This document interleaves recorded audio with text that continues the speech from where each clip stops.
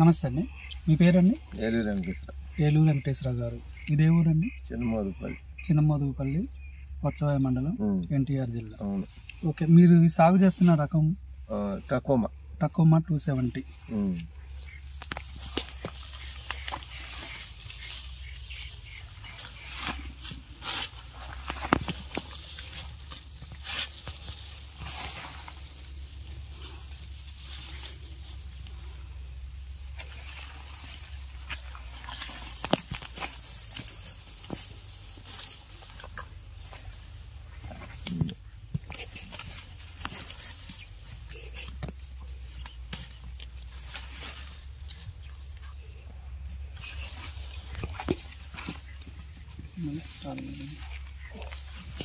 ఎట్లా సార్ ఇది?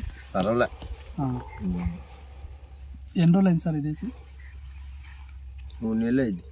3 నెలలు అయింది. 3 నెలలు అయింది. ఖర్చు ఎంత పెట్టారండి? 30. 30 × 30 పెట్టారా? 30 ఒక కొల వేసాం. సాలేసు దీనికి 40 పెట్టాలి. కొంచెం గాలి ఆడక కొంచెం లైట్ బాగా పల్లెకలాలకు వస్తాయి. ఈ పట్టకాలు ఒక కోపు పోతే ఇంకో స్టెప్ రావాలి.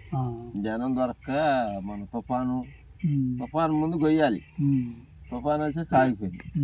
పత్తి తీసుకుంటే ఇంక లేట్ అయింది. మరి క్రిస్మస్ వచ్చింది. ఈ పడ్డ ఎర్రకాయ ఎంత కావచ్చండి పండుకాయ? ఇప్పుడు ఒక ఎకరం మేక దాకా ఉంటుంది.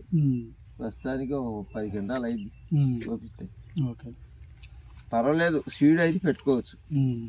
అది తొందరగా కాపుకొస్తాయి. తొందరగా కాపు వస్తుంది, వెల్లడిపోతుంది. కొంచెం వెల్లడి పెట్టుకుంటే బాగుంటుంది. వచ్చిన వాటికి 40 పెట్టుకుంటే బాగుంటుంది. కాయ సైజ్ ఎట్లా? కాయ కూడా బాగానే ఉంది కదా.